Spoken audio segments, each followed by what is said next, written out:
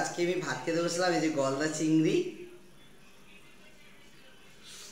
আহ, মা যা রান্না করেছে না আজকে, বন্ধু খাবে তো তোমরা চলে আসো।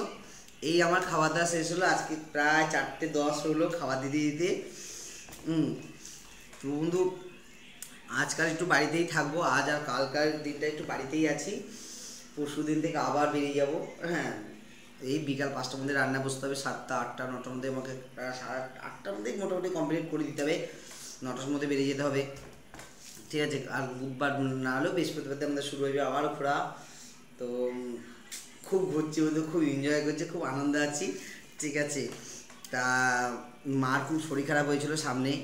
তা মার শরীর খারাপ হলো, মাকে আমি একটা রাতের মধ্যেই মাকে ভালো করে আনতে পেরেছি। যা ভালো, যার সোর্সে আমরা আমি যেখানে যা সোর্স মানে আমি যাকে নিয়ে ঘুরতে ঘুরতে পেতে যাচ্ছি, প্রচুর করেছে বন্ধু, বিশ্বাস করেন প্রচুর করেছে। এত করেছে না বন্ধু, আমি না টেনশনে পড়েছিলাম। মা যেদিনকে শরীর খারাপ করে গেছে না, আমাকে মানে কোনো কিছু বাদ রাখিনি বন্ধু। আহ, সত্যি কথা বলতে আমার গলদা চিংড়ি খেতে ভীষণ ভীষণ ভীষণ ভীষণ ভালো লাগে।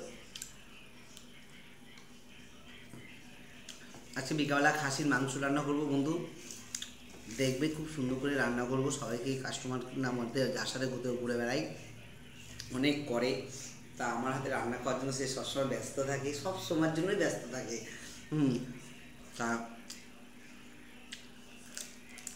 আজকে খাসির মাংস রান্না করবো বিকালে, দেখবে বন্ধু, দেখাবো সবাইকে রান্না কীভাবে করতে হয় খাসির মাংস। মাংস খেতে পারে বন্ধু, আলু ঝোলটা আলু খেলেই মুখে লেগে থাকবে। কালকে এক ফ্রেন্ডের সঙ্গে কথা হলো ফেসবুক থেকেই, দুর্গাপুরে মানে বাড়ি দাদা ভাই। তা বলছে কমেন্টে লিখেছো যে আমি তোমাদের বাড়ি যাব। আমার বাড়ি আসার জন্য সবার জন্য দরজা খোলা, সবাই আসো ঘুরে যাও, কোনো অসুবিধা নেই। আমার গলদা চিংড়ি খেতে বন্ধু হেভি লাগে।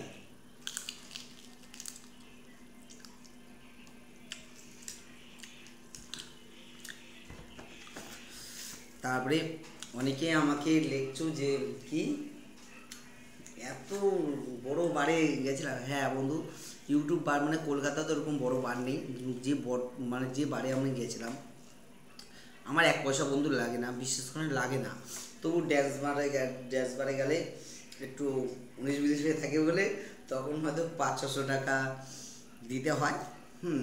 তা আমাকে না দিলেও চলে যাবে, কিন্তু থাকা যায় না ওইভাবে তাকানো, ওইভাবে আনন্দ করা, ওইভাবে এনজয় করা, তার জন্য আমাকে দিতে হয়।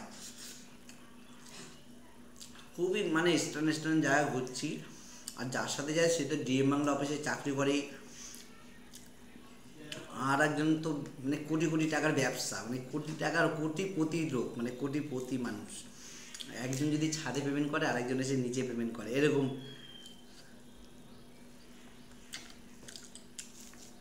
বিশেষ করে না বন্ধু, এই রাতেরবেলা বেরোই বলে অনেকে রাতের খাবার দিনের বেলায় ট্যুরেরগুলো দিয়ে দিই।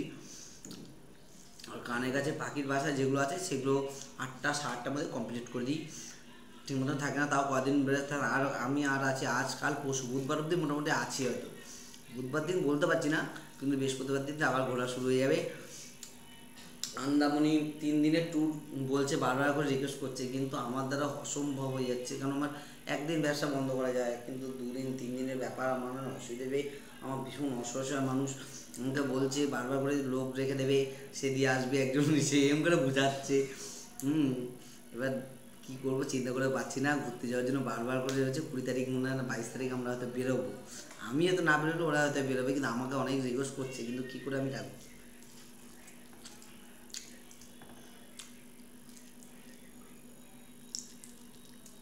ঠাকুরের আশীর্বাদে মা খুব ভালো আছে, ভীষণ ভালো আছে বন্ধু। আমার মার খুব অবস্থা খারাপ ছিল, কিন্তু খালি ফোনাফোনিতেই আমার মা সুস্থ হয়ে গেছে। মানে ডাক্তার থেকে যা জিনিসের দরকার, ওই মেঘ না আছে যেমন বৃষ্টি। আমি আমার চুচু হসপিটালে জীবনে আমি এরকম দেখিনি। একটা ফোনাফোনিতে সব কিছু, এরকম মানুষের সাথে মিশছি। খুবই ভালো, খুবই ভালো, খুবই ভালো বন্ধু।